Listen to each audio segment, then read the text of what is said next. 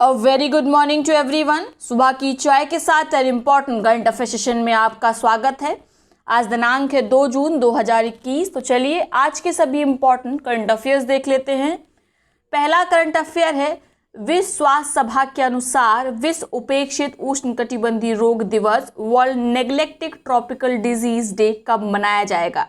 तो हाल ही में WHO विश्व स्वास्थ्य संगठन ने 74वें सत्र में यह निर्णय लिया कि 30 जनवरी को प्रत्येक वर्ष नेग्लेक्टेड ट्रॉपिकल डिजीज डे मनाया जाएगा।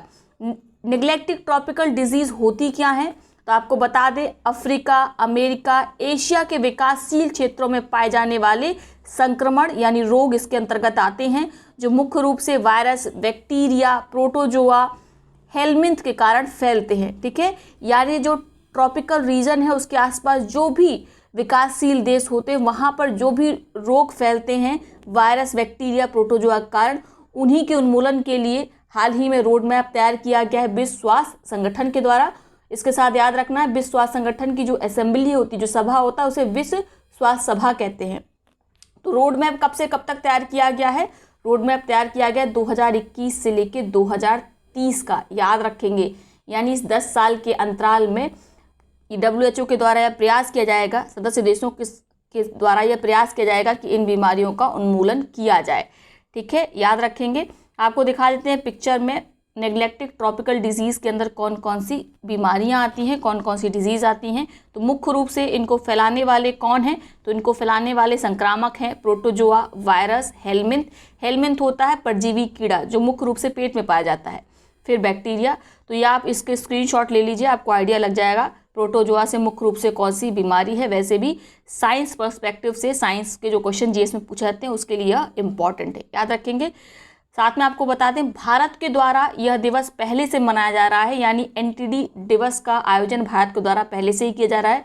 2021 में 30 जनवरी को मनाया गया और इस उपलक्ष्य में कुतुब मीनार को रोशन किया गया था। तो ये पूछा जाता है, इसको याद रखेंगे। ठीक है, अब बात करते हैं 30 जनवरी ही क्यों चुना गया। तो 30 जनवरी 2012 को उपेक्षित उष्णकटिबंधीय रोगों पर लंदन घोषणा लागू की गई थी और इसी के महत्व को समझते हुए 30 जनवरी को निर्णय लिया गया कि वर्ल्ड NTD डे मनाया जाएगा। क्लियर हो गया।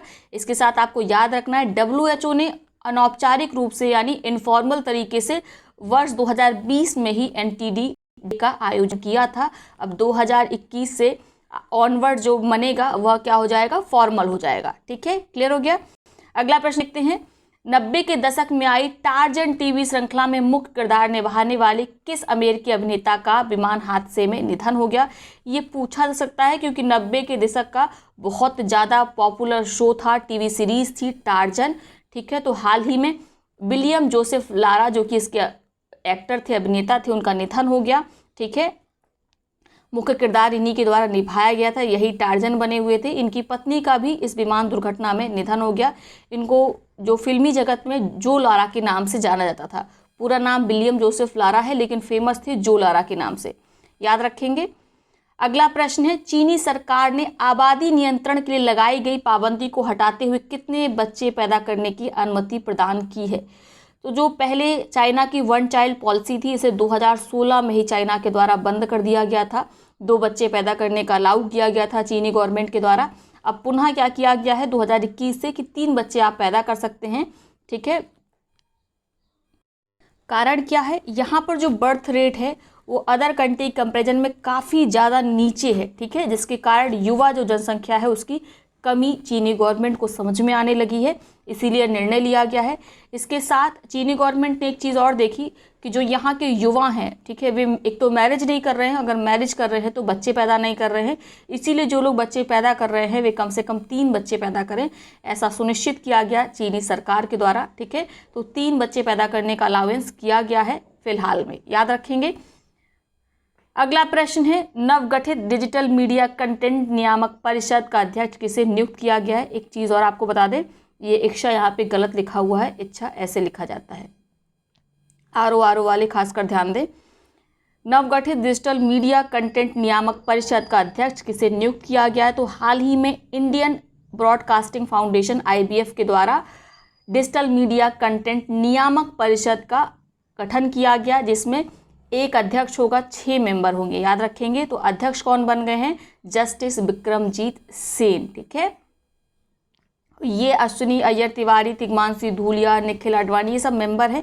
तो मेंबर के नाम याद रखना ज़रूरी नहीं है, अध्यक्ष का नाम आप ज़रूर याद रखेंगे। डिजिटल मीडिया कंटेंट नियामक परिषद के अध्यक्ष बन गए हैं। इस नियामक परिषद का गठन किसके द्वारा किया गया? IBF के द्वारा, इंडियन ब्रॉडकास्टिंग फाउंडेशन के द्वारा। अगला प्रश्न है, निम्नलिखित में किस अंतरिक्ष एजेंसी ने हाल ही में फॉल्कन 9 रॉकेट का उपयोग करके 60 स्टारलिंक ब्रॉडबैंड उपग्रहों को लॉन्च किया है? तो ये है अमेरिका की निजी स्पेस रिसर्च एजेंसी SpaceX, जिसने हाल ही में फाल्कन 9 रॉकेट का प्रयोग करके 60 स्टारलिंक ब्रॉडबैंड उपग्रहों को लॉन्च किया है। अगला प्रश्न है, हाल ही में खबरों में देखा गया तुत्सी के खिलाफ नरसंहार को किस अन्य नाम से जाना जाता है? तो इसे अन्य नाम से जाता है रवांडा नरसंहार के रूप में। रवांडा जब फ्रांस का उपनिवेश था तो उस समय पर तुत्सी समुदाय का नरसंहार किया गया था। हाल ही में फ्रांस सरकार ने इसको माना है, इसके लिए माफ़ी मांगी है, साथ में सहायता देने की भी घोषणा फ्रांस ने की है। तो पूछा जा सकता है तुत्सी के खिलाफ नरसंहार या तुत्सी नरसंहार किस अन्य नाम से आता है? रवांडा नरसंहार के नाम से। इसके साथ कल मैंने आपको बताया था जो नमीबिया का नरसंहार था, जिसमें हेरेरो और नामा नाम की जनजातियों का नरसंहार किया गया था, उसके लिए किस देश के द्वारा माफ़ी मांगी गई है? जर्मनी के द्वारा। क्लियर हो गया। अगला प्रश्न देखते हैं, भारतीय फिल्म महोत्सव में सर्वश्रेष्ठ फीचर फिल्म का ग्रैंड जूरी पुरस्कार किसने जीत लिया है? तो ये है तमिल भाषा की फिल्म सेठथुमान, इसने जीता है। जो वहाँ के डायरेक्टर है थमिज, उनके द्वारा ये पहली निर्देशित फिल्म है सेठथुमान, और इसने पहली फिल्म ने सर्वश्रेष्ठ फीचर फिल्म का ग्रैंड जूरी पुरस्कार जीत लिया है। इसका आयोजन कहाँ किया गया था? भारतीय फिल्म महोत्सव का, याद रखेंगे, लॉस एंजेलिस, अमेरिका में। अगला प्रश्न है, हाल ही में किस संस्थान के शोधकर्ताओं ने एक स्मार्ट विंडो सामग्री विकसित की है? ये इंपॉर्टेंट है, याद रखेंगे। ये किसके द्वारा डेवलप की गई है, किसके द्वारा विकसित की गई है? IIT गुवाहाटी के स्टूडेंट के द्वारा स्मार्ट विंडो, ठीक है। इसका काम क्या होगा? ये कंट्रोल कर पाएगी गर्मी और प्रकाश को कि कितना घर के अंदर आना चाहिए। तो जो खर्च होता है बिजली पर उसको कम किया जाएगा, इसका सस्टेनेबल प्रयोग हो सकेगा स्मार्ट विंडो का, ठीक है। तो ये मोस्ट इंपॉर्टेंट है, आप इसको याद रखेंगे। IIT गुवाहाटी के स्टूडेंट ने इसको डेवलप किया है, ठीक है। तो ये हो गए आज के सभी इंपॉर्टेंट करंट अफेयर्स। आज करंट अफेयर्स कुछ रोज से कम है, लेकिन जितने आवश्यक थे उन सबको कवर किया गया है। अनावश्यक को कवर करने का कोई औचित्य नहीं बनता। अब देखते हैं आज के उन प्रश्नों को जिनका जवाब आप कमेंट बॉक्स में देंगे। पिछले सेशंस में आपने देखा होगा किस प्रकार से कमेंट किया जाता है। तो इन तीनों प्रश्नों का जवाब आप कमेंट बॉक्स में लिखेंगे। जिसका जवाब सबसे पहले सही सटीक आएगा उसके कमेंट को पिन किया जाएगा, साथ में उसका नाम अगले वीडियो में लिया जाएगा। क्लियर हो गया। तो पहला प्रश्न क्या है, हाल ही में मोहाली अंतर्राष्ट्रीय हॉकी स्टेडियम का नाम बदलकर किसके नाम पर रखा गया है? आपके विकल्प हैं बलबीर सिंह सीनियर, ध्यानचंद सिंह, मिल्खा सिंह, 2 बार मिल्खा लिखा हुआ है, ठीक है। तो आप बताएंगे इन 3 में से किसके नाम पर मोहाली अंतर्राष्ट्रीय हॉकी स्टेडियम का नाम रखा गया है। इसके साथ बताएंगे ये अंतर्राष्ट्रीय हॉकी स्टेडियम किस राज्य में है। दूसरा प्रश्न है, हाल ही में किस मंत्रालय ने कोयला आधारित ताप विद्युत संयंत्रों में बायोमास का उपयोग बढ़ाने हेतु एक राष्ट्रीय मिशन स्थापित करने का फैसला लिया है? आपके ऑप्शंस हैं विद्युत मंत्रालय, गृह मंत्रालय, रक्षा मंत्रालय, स्वास्थ्य मंत्रालय। तीसरा और अंतिम प्रश्न है जिसका जवाब आप कमेंट बॉक्स में देंगे, विश्व तंबाकू निषेध दिवस निम्न में से किस दिन मनाया जाता है? 31 मई, 12 मार्च, 20 जुलाई या 13 मई। इसके साथ वर्ल्ड नो टोबैको डे की आप थीम भी बताएंगे। तो चलिए अब देख लेते हैं उन पिछले प्रश्नों को जिनका जवाब आप ऑलरेडी दे चुके हैं। सबसे पहले सही सटीक जवाब दिया गया हेमराज राणा के द्वारा। हेमराज राणा की कमेंट को ऑलरेडी पिन किया जा चुका है। पहला प्रश्न क्या था, हाल ही में भारत की पहली महिला टेस्ट इंजीनियर के रूप में नियुक्त होने वाली पहली महिला कौन बन गई हैं? आपके ऑप्शंस थे अशिता वियोलेटी, अवनी दोषी, अशिता शर्मा, इनमें से कोई नहीं। तो आप जानते हैं इसका उत्तर क्या है, अशिता वियोलेटी, और इसको लगा लीजिए मोस्ट इम्पॉर्टेंट।